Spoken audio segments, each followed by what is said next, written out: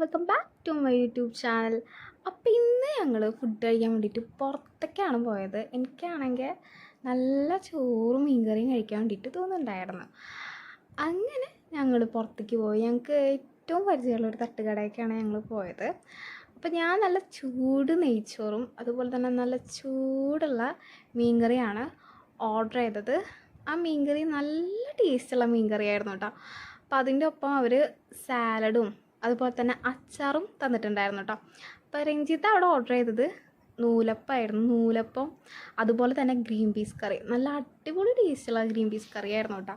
അങ്ങനെ ഞാൻ കുറച്ച് നെയ്ച്ചോറും അതിൻ്റെ ഒപ്പം മീൻകറി മിക്സ് ചെയ്തിട്ട് അതിനൊപ്പം ചെറിയൊരു അയലയുടെ കഷ്ണം കൂടി ആഡ് ചെയ്ത്, പിന്നെ ഇതാണ് ഞാൻ പറഞ്ഞ അച്ചാർ. ഇത് അവിടുന്ന് അവരുണ്ടാക്കുന്നതാണ്, അവർ പുറത്തുനിന്ന് വാങ്ങുന്നതല്ല. അപ്പം നല്ല ടേസ്റ്റുള്ള അച്ചാറായിരുന്നു കേട്ടോ.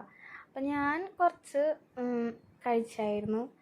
പിന്നെ അതുപോലെ തന്നെ രണ്ടാമത് പുട്ടും അതുപോലെ മീൻകറിയാണ് ഓർഡർ ചെയ്തത്. ഞാനല്ല കേട്ടോ ഓർഡർ ചെയ്തത്, അത് നല്ല ടേസ്റ്റുള്ള പുട്ടായിരുന്നു.